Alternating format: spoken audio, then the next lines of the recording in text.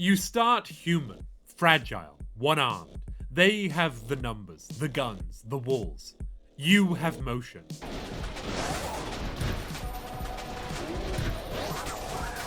And motion in Severed Steel is more than survival, it's evolution. You stop hiding, you stop hesitating, you start sliding, diving, tearing holes in reality with a cannon where your arm used to be. You don't reload, you don't retreat, you reshape the battlefield. The longer you play, the less you feel like a person. You become inevitability. This is what power fantasy looks like, stripped of fluff and lore. This is what happens when a shooter stops pretending you're mortal. Severed Steel isn't just an FPS. It's an FPS where you become God.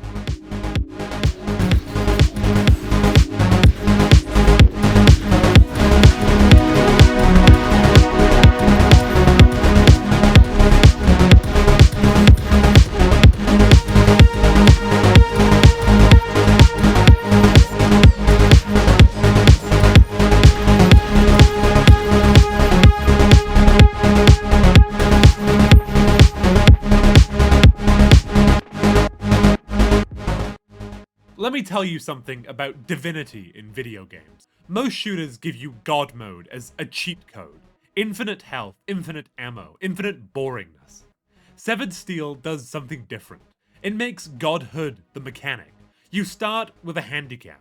One arm gone, thrown away like garbage by the very corporation you once served. But here's where it gets interesting. That limitation becomes your strength. Because when you can't reload, when every weapon is temporary, when your survival depends entirely on momentum, that's when you transcend. See, I'm not talking about religious divinity here. I'm talking about that moment in games when the controller disappears, when you're not thinking anymore, just reacting. Pure flow state. The zone, whatever you want to call it. Severed Steel builds its entire identity around getting you there and keeping you there. And it works because of one simple principle. In this world, God isn't someone you pray to. God is someone who never stops moving. Think about it. Speed is life. Momentum is survival. The moment you stop wall running, the moment you hesitate before a dive, the moment you think instead of act, that's when you become human again. That's when you die. Welcome to Severed Steel, a small indie game made by one guy and released back in 2021. A game that infuses Mirror's Edge's parkour, Max Payne's bullet time, and a cyberpunk aesthetic into an unforgettable experience. This isn't your typical cyberpunk revenge story. Sure, Steel, the main character, is pissed about the arm situation. Who wouldn't be? But the game doesn't really care about narrative complexity or character development or any of that fluff. It cares about one thing: making you feel like an unstoppable force of nature through nothing but pure kinetic movement. Every mechanic serves this purpose. No reloading forces constant motion as you switch weapons. Destructible environments, it creates new paths for your endless ascent. Bullet time turns every wall run into a balletic display of destruction. By the time you're 3 levels deep, you're not playing a character named Steel. You're not even playing a game. You're performing some kind of digital dance, a choreographed symphony of violence and momentum that would make lesser mortals weep. And that's what we're here to explore. How a game born from a developer's inability to animate reload cycles accidentally created the most spiritually pure FPS experience of the decade. How stripping away everything except movement turned a simple revenge plot into something approaching enlightenment. In Severed Steel, divinity isn't in the story. It's not in the graphics. It's not even in the music. Although the soundtrack does slap. It's in the motion. Always the motion. So buckle up. We're about to wall run through 6 chapters of pure kinetic destruction. And by the end, you'll understand why this game doesn't just make you feel powerful. It makes you feel inevitable.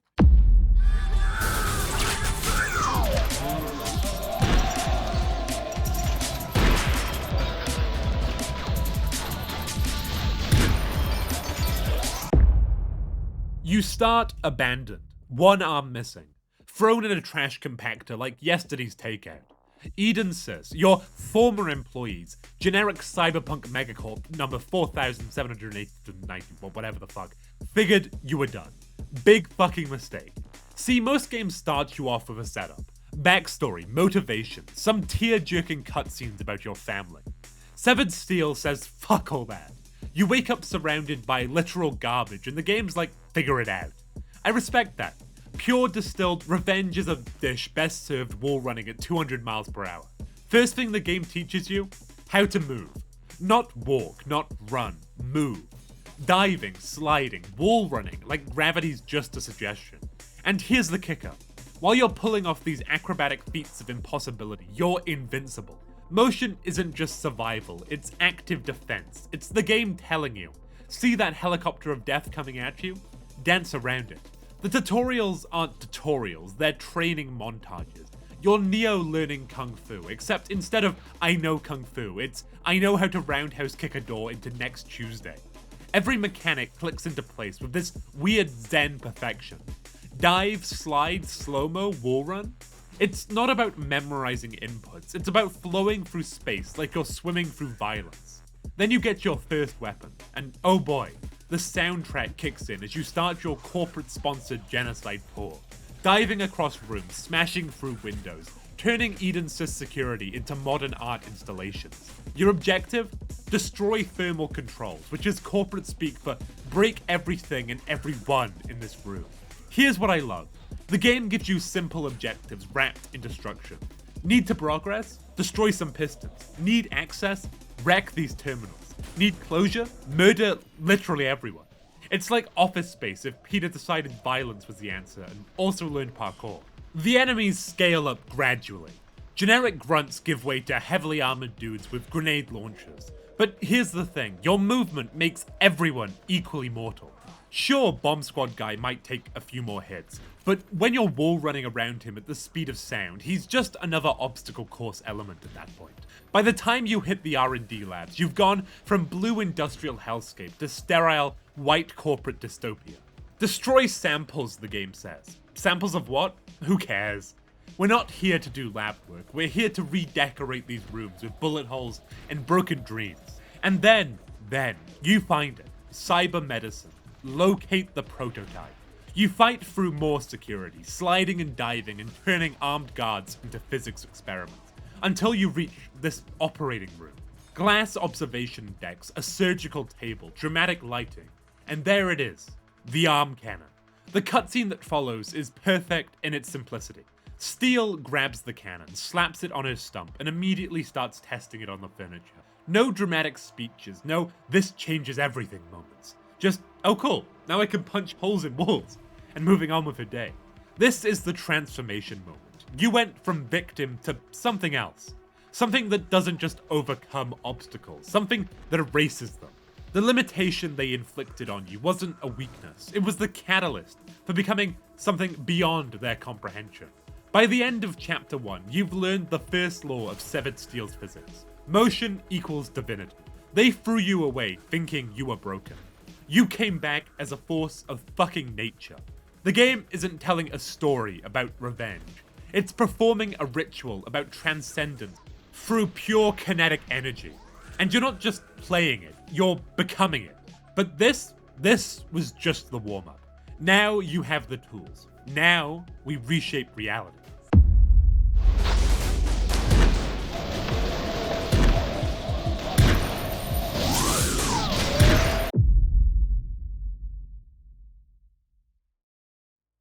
The game doesn't waste time with, are you ready, or let's see what this baby can do. Nah, you've got the arm cannon, so use it.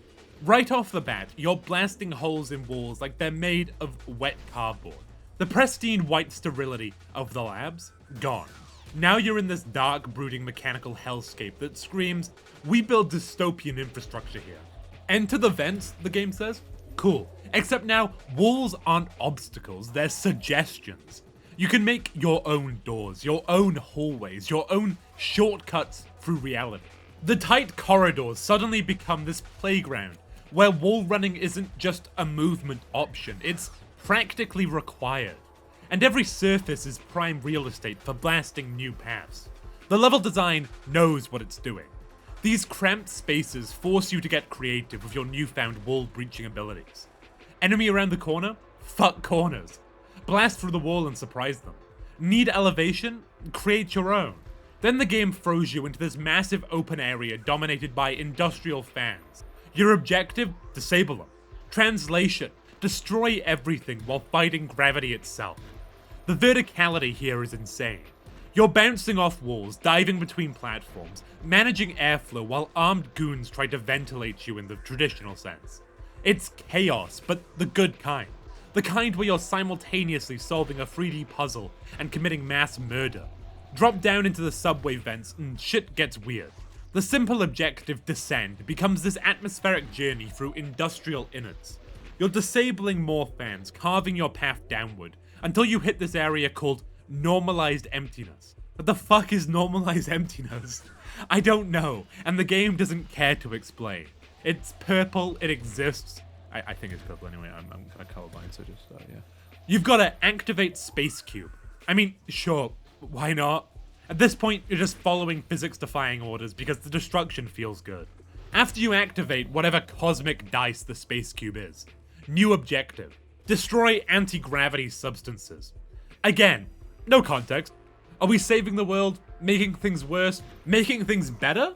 Who cares? We're destroying important-looking shit, and that's what matters. The environment shifts again. Gone is the oppressive verticality, replaced by open chambers filled with screens and blue lighting. Now that I say that out loud, that kind of sounds like the same thing, but shush. Still, plenty of walls to wall run through, plenty of things to break. The progression feels natural, like ascending through layers of corporate hell. Then we reach the train station where it tells us we have 40 seconds to catch the train. This is where the game shows off. Most games would make this a nail-biting rush, sprinting against the clock. But with your time dilation abilities and movement mastery, it's barely an afterthought. You're not just catching a train, you're turning this time limit into your personal playground, sliding and diving through the station like you own the place. Then we board the train, find a weapons cache that would make a militia jealous, and get our next objective: disable the train engines. Now you're fighting on a moving locomotive, and let me tell you, unironically, gravity is a bigger enemy than any grunt with a gun. It's comically easy to launch yourself off the side, but that just adds to the chaos. You tear through enemies, blow up the engine, then, because one exploding train isn't enough, you have to jump to another train and wreck its controls too. Then an armored train shows up with new flying enemies, because the game believes in escalation. More destruction ensues, more explosions, more fuck your infrastructure energy. The level ends with a cutscene. Steel walking away from multiple burning trains like some kind of one-armed Terminator. No witty quips, no looking back at explosions, just pure, I did this, time for the next thing energy as she heads toward Eden Systems HQ. The Divine doesn't obey structure, it erases it. This chapter isn't purely about revenge anymore, it's about power. Raw, reality warping power. You're not just getting from point A to point B, you're fundamentally changing the architecture of the world to suit your needs. The arm cannon isn't just a weapon, it's a tool for redefining what level design even means. By the end, you're not traversing levels, you're creating them. Every wall is a potential door, every obstacle is a suggestion, every enemy position is temporary until you decide to rearrange the furniture. But vertical destruction is just the beginning. Time to go horizontal. What does that even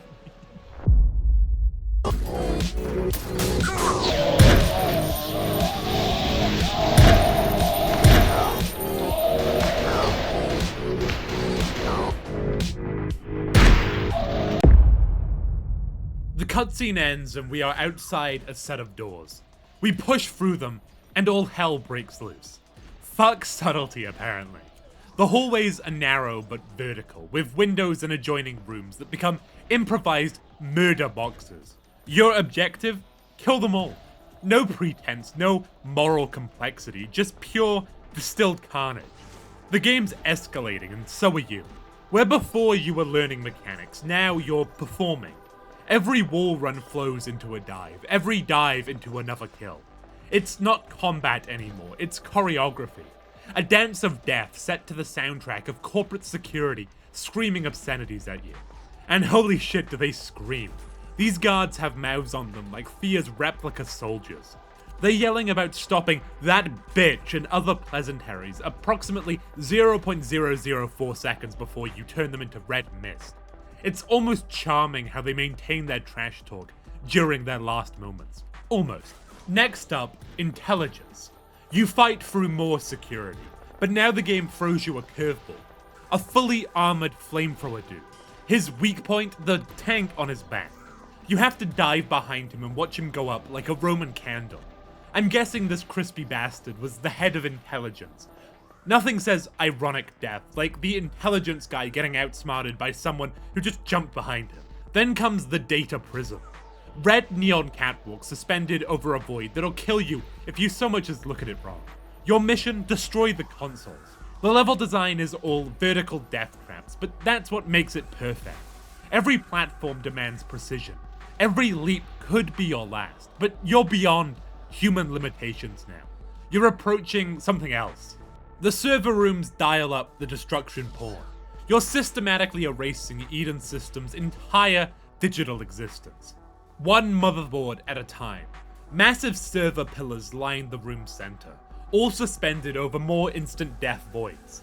You're fighting up staircases that run along the walls, destroying server nodes while entire armies try to stop you. This can't just be classed as revenge anymore. You're not just killing people, you're erasing the company's very foundation. Every destroyed server is a piece of their corporate soul getting deleted. Then the armory. The game's objective is simple. Blast through to the exit, and oh boy, does Eden Systems make it easy for you. They've stocked their armory with everything short of tactical nuclear devices, and you get to use all of it against them. It's like they're sponsoring their own destruction. A veritable army shows up to stop you, and at this point it's not even a fight. You're toying with them, taking their weapons, using them to destroy their own people. Every kill feels casual, effortless. You've transcended the mortal plane of oh shit enemies, and entered the godlike realm of those are just more physics objects to play with. The prison level is where it gets interesting. A somewhat panopticon design, central observation tower, cells radiating outward. Your job? Disable the locking system. Easy, right? Wrong. Alarms blare and suddenly you're facing 3 waves of enemies. But here's where the game shows its true colors. Most games would make this a desperate survival sequence. Severed Steel makes it a showcase. You're not stuck in there with them. They're stuck in there with you. 3 waves come at you, and you cut through them with surgical precision. By the final wave, it's not even interesting anymore. They're just more obstacles in your path to whatever's next. The chapter ends with Steel in the control room, pulling a lever like some kind of industrial colossus. No ceremony, no dialogue. Just the mechanical motion of someone who's moved beyond human concerns. Then deeper into the admin vents, because apparently Eden Systems infrastructure goes deeper than you thought. You're no longer merely escaping, you are purging. Chapter 3 is where the game stops pretending you're human. The enemies haven't gotten smarter, you've gotten divine. Every encounter is a masterclass in applied physics. Every death is a footnote in your ascension. You're not just climbing through their building anymore, you're ascending through it. Each level you clear isn't progress, it's transformation. The flamethrower guys that used to be mini-bosses, now they're comedy relief. The waves of enemies, target practice for the divine. By the end of this chapter, you've gone from angry amputee to force of nature, and the game's just getting started. But corporate infrastructure is just the appetizer. Time for the main course.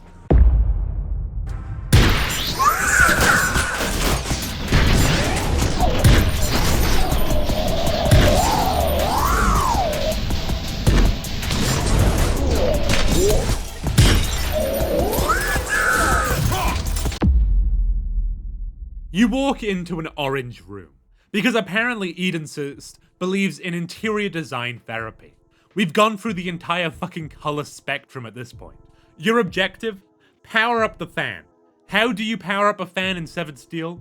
By shooting everything in sight first, obviously. It's like the game's version of percussive maintenance. Flying enemies are everywhere now, but they're more like mobile target practice than actual threats.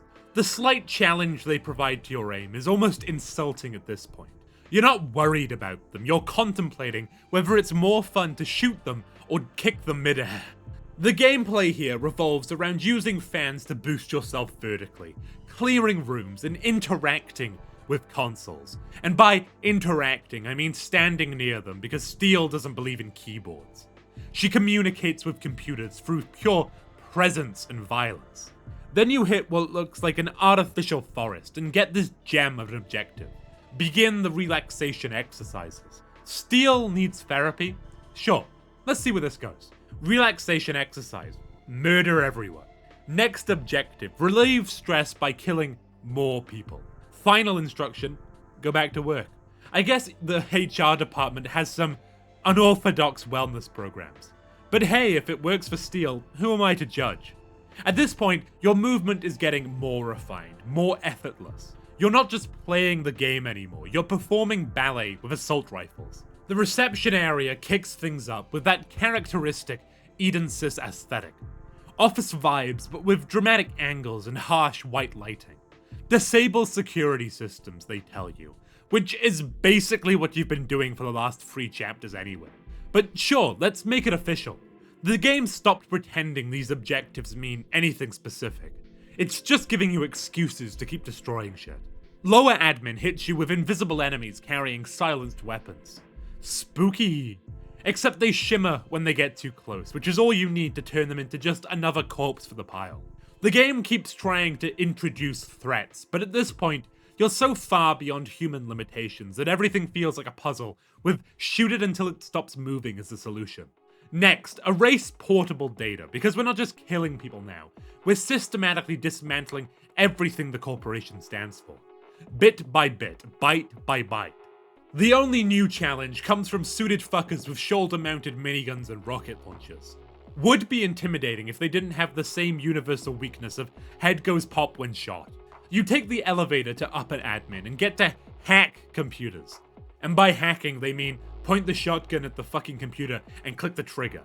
Advanced computing at its finest. This opens a hidden passage, because of course it does, to the teleportation labs. Activate the portal, you're told. You sneak up on some poor bastard and kick him into next week. Classic diplomacy. You enter a room overlooking the massive central portal, and suddenly 6 rocket launcher dudes teleport in. They unleash a veritable fucking artillery barrage. Except bullet time exists, so dodging rockets becomes less, holy shit I'm gonna die, and more, whee, pretty lights. You dive below them through the window, get the ever familiar objective of kill them all, and proceed to demonstrate why rocket launchers are no match for your timing and superior positioning. The chapter ends with another cutscene. Steel's at the controls of the portal room when another woman approaches. Edith, if you're the type to read art books. Apparently there's some kind of deal. Steel kills the CEO of Eden Sys, and Edith gets her out of whatever facility she's trapped in. But honestly, it doesn't matter. The lore is just dressing on this dance of destruction. Edith teleports you to the barracks, and you're ready for whatever's next. You don't just topple power, you replace it. Chapter 4 is where Severed Steel becomes pure power fantasy. Not the kind where you're obviously stronger than everyone else. The kind where the very concept of threat becomes quaint. Flying enemies, flying piñatas. Rocket barrages, fireworks displays. Invisible assassins, hide and seek, except you always win. You've transcended the need for stealth, for tactics, for strategy, for anything more than just dive and shoot. You're not infiltrating Eden Sys, you're performing a hostile takeover through interpretive violence. Every room you clear isn't just progress, it's claiming territory in your new regime. The game stopped trying to challenge you with enemy types and started challenging you with spectacle. How many ways can you destroy things? How creative can you get with physics-defying movement? How thoroughly can you dismantle a corporate empire while looking like liquid death in motion? By the end of this chapter, you're not escaping Eden Sys anymore. You're conquering it. One explosive, synchronized ballet move at a time. But conquest isn't enough. Time to ascend the throne.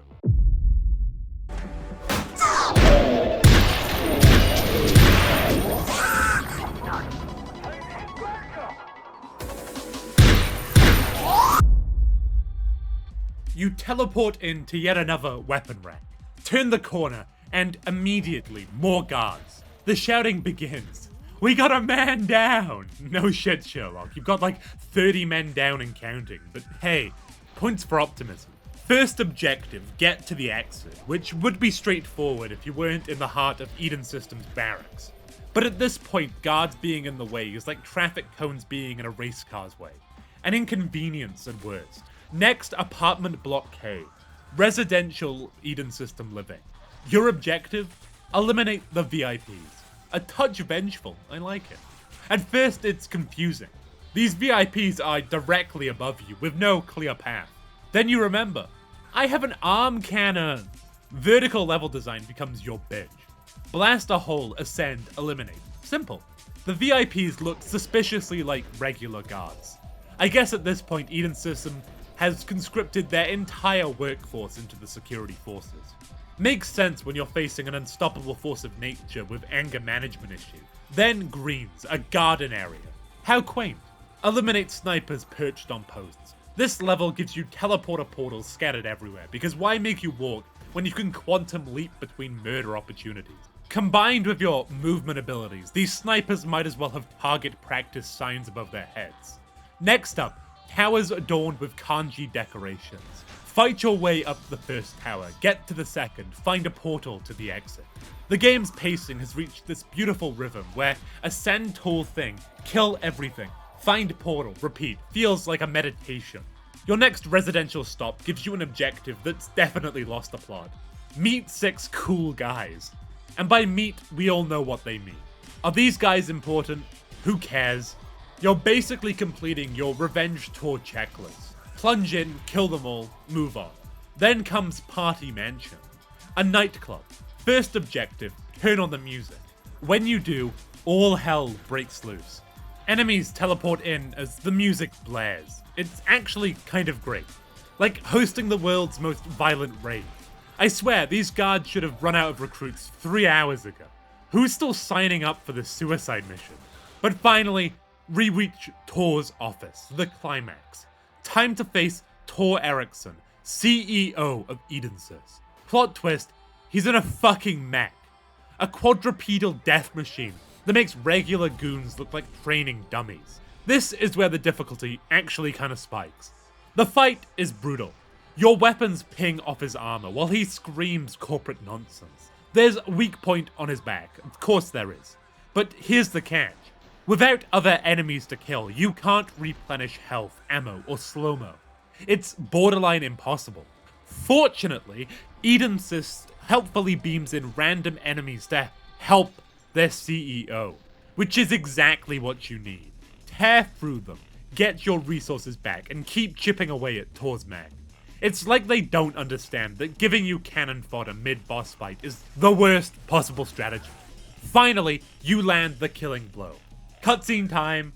Steel stands on rubble, overlooking Tor's broken mech. He stumbles out, injured and afraid. On a monitor, Edith appears, the woman who made the deal, the architect of your abandonment. It's fitting that Eden Systems CEO goes down in what amounts to a hostile takeover, executed by the employee they fucked over. Full circle.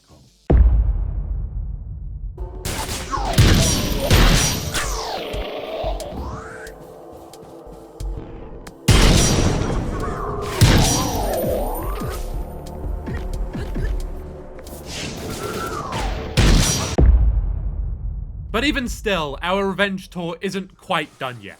Next stop, the penthouse.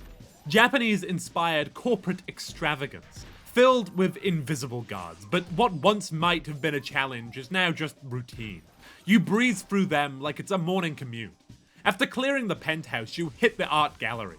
Collect 3 artifacts. No context, no explanation. Just grab the ancient relics and move on. Because why wouldn't a megacorp have precious artifacts lying around? Next is the museum, where you're instructed to place these artifacts in a ritual area and activate the exhibit.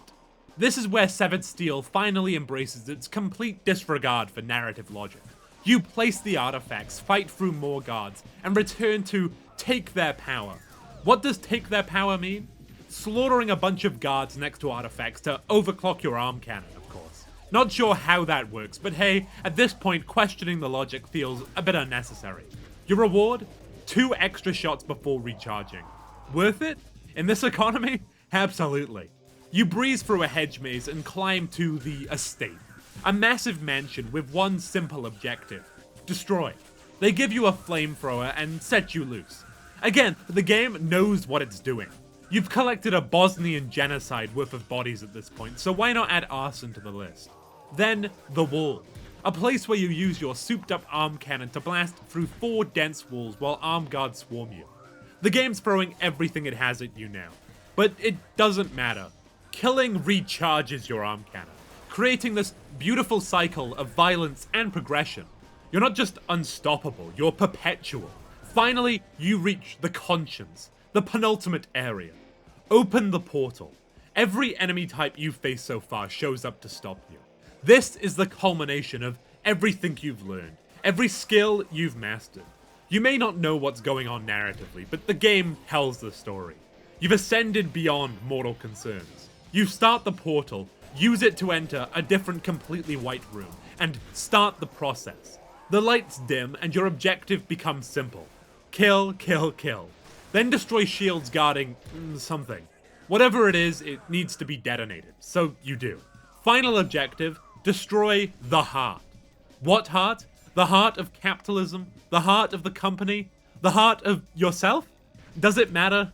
You blast the fuck out of it until it raises shields, and you deal with those, and you continue wailing on it. It takes damage from conventional weapons, which is almost underwhelming. You've killed everyone already, so you just stand still and shoot it. Divine being meets corporate vital organ. Finally, cathartic escapism. A massive room separated by barriers. Your job? Disable them one by one, fighting through enemies with every ounce of skill you've accumulated. But by now, you're untouchable. You are above them. You are indeed divine. You make short work of the barriers, unlock various terminals, and finally reach your ultimate goal, the gate. You use your now unlimited arm cannon to blow it up, and the final cutscene plays. The gate explodes. Steel is free. The outside is visible. A snow-blanketed landscape with a distant town. She's escaped, free from Eden systems, free from mortality, free from everything. Credits roll. You weren't just escaping the building, you were escaping mortality. The final chapter of Severed Steel is not a conclusion. It's an ascension. Every level, every objective, every kill has been building to this moment.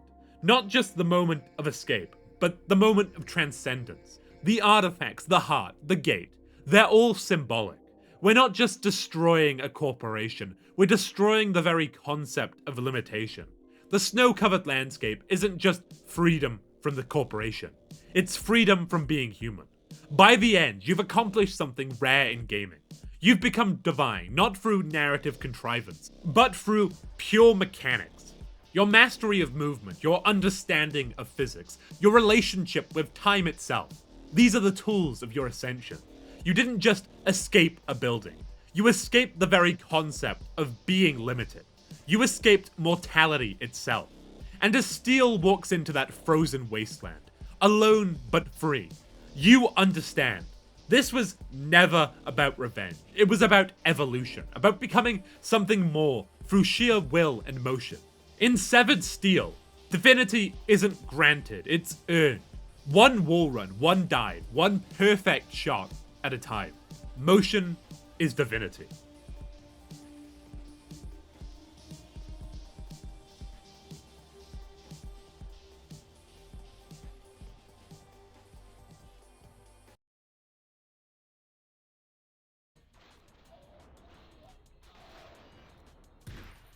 Alright, I know what you're thinking. Did this person just spend 20-30 minutes overanalyzing the metaphysical implications of a game where the biggest plot point is they cut off my arm so I'm going to kill everyone? And then you'd be absolutely right. Let's be real for a second. Severed Steel isn't trying to be a philosophical treatise on transcending mortality. It's not trying to redefine the shooter genre or make some profound statement about corporate ethics. It's a game about going really fast, looking really cool, and shooting lots of people.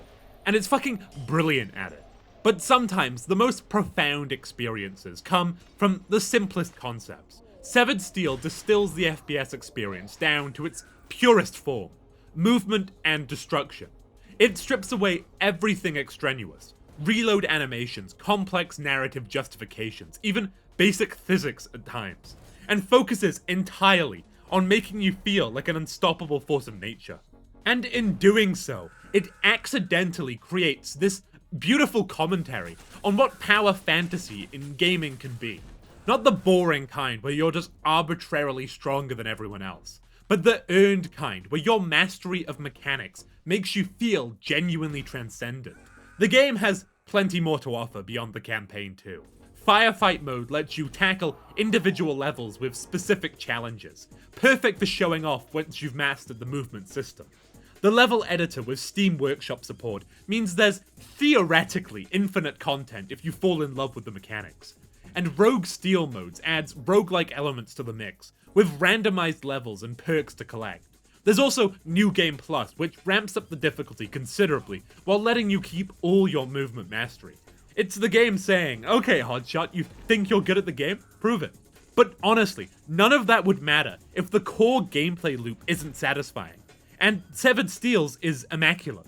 That moment when you wall run into a backflip, slow time, headshot 3 guys, throw your empty gun at a 4th, land on a 5th and steal his weapon, all in one fluid motion, that's not just gameplay, that's fucking poetry.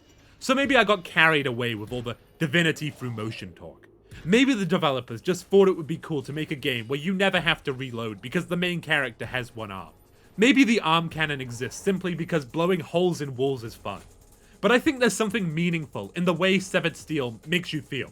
Something in the way it transforms you from a vulnerable, one-armed victim into an unstoppable force of nature through nothing but pure, relentless motion.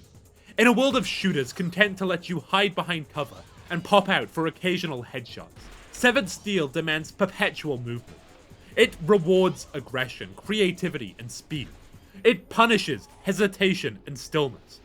And in doing so, it creates this beautiful loop where the only way to survive is to transcend normal human limitations. So yeah, maybe I'm reading too much into a game where the most complex dialogue is, "We got a man down!" screamed 2 microseconds before said man joins the ever-growing pile of corpses you've left in your wake. But sometimes a game doesn't need to try to be profound to accidentally stumble into profundity. Severed Steel isn't just a good shooter. It's a revelation. A perfect distillation of what makes the genre special, stripped of everything that doesn't serve the core experience. In this world, God isn't someone you pray to. God is someone who never stops moving. And for a few hours, that God is you.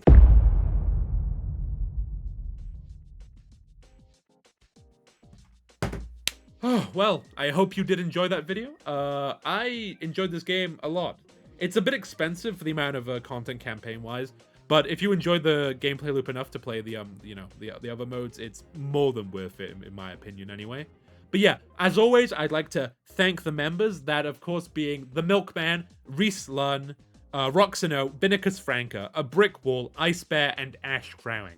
If you like your name read out at the end of videos and in the Discord, you get a special role, and it's easy to communicate with me if you want. If there's anything you feel like, there will be more content on the Patreon/channel members at some point, when I get around to it, uploading weekly as hell as it is already.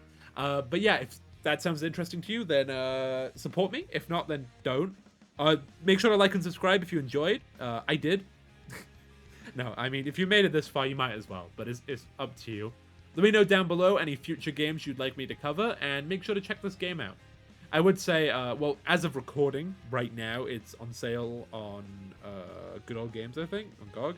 But I think that sale is going to be gone by the time this video comes out. So, you know, if you can get it, get it. If not, then, you know, womp womp.